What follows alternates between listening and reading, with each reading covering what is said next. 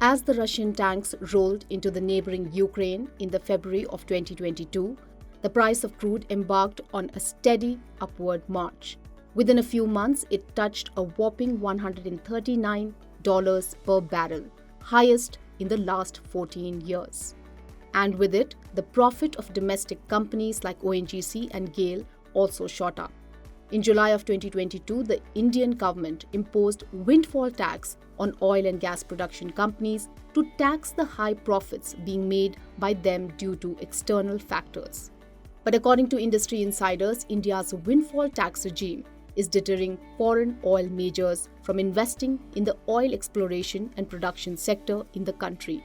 And according to a Business Standard report, at least 2 major foreign oil companies have raised this concern with the government during a recent meeting. In December last year, the Minister of Petroleum and Natural Gas, Hardeep Singh Puri, had said that India is expecting an investment of $58 billion in exploration and production of crude oil and natural gas. He also said that India will increase the geographical region under exploration from 8% to 15%, touching 0.5 million square meters by 2025. At a time when the government is making policy changes to promote the industry and is expecting large investments, how will the windfall tax impact India's oil and gas planning?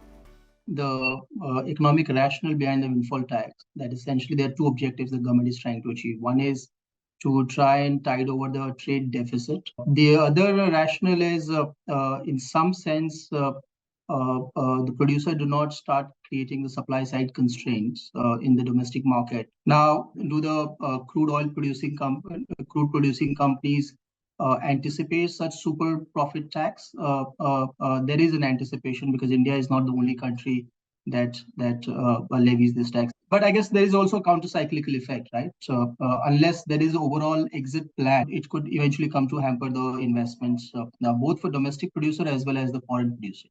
But till the time it lasts, and now that it has stayed in play for about 8 or 9 months, if there was to be a new investment today, then the producer will have to account for it and pretty much model it out in their financial planning. Companies like Chevron, BP, and ExxonMobil have already expressed their interest to invest in India. The petroleum minister had earlier said that major global oil companies are in advanced stages of discussions to enter India. In such a scenario, what challenges will the windfall tax system pose for foreign players? Whenever a global oil major would look, it would look at prospectivity, it would look at return, it would look at a lot of those factors. Now, India has had a poor, geological data. One, it has suffered from that for many years.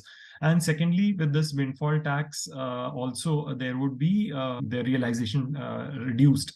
Global majors, when they're looking at which country to put in their money, they want to invest in a very short-term or more short-term, more projects which have a higher probability of success. So given all these factors, they would rather look at countries such as Nigeria, where there is greater chances of success, one, as well as a higher realization that they would be able to get. The windfall tax is a cherry on top for the government's treasury.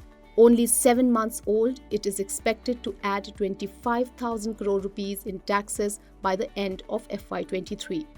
With global crude oil prices appearing to be on the rise again and the Russia-Ukraine war nowhere towards ending, the windfall tax might be here to stay. The Central Board of Indirect and Customs, or CBIC, recently said that windfall tax will continue for some time at least. Business Standard reported, quoting a Petroleum Ministry official, that there has been no interministerial discussions on scrapping of windfall tax. India is the world's third largest oil importer. With a growing economy, imports are only set to increase. India's share of global demand is set to go up from 5% to 11% in the coming years. Further, only 15% of requirements are met internally, while for the remaining 85%, India is dependent on imports. Hence, the government is looking to almost double the crude oil refining capacity from 250 million tons per annum to 450 million tons per annum. This will naturally require significant investments. Windfall tax will act as a deterrent for major global oil players. Without a phase-out plan, it will affect investments in the oil and gas sector. The companies are already taking it into account while planning their investments. India also has poor geological data, which further adds to the list of obstacles, especially when other countries may give better value realization to major players.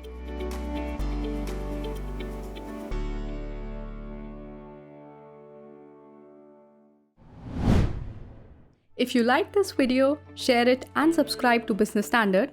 For more news, views and insights, log on to www.business-standard.com. Do also follow us on YouTube, Twitter, Facebook, Instagram, Telegram and LinkedIn.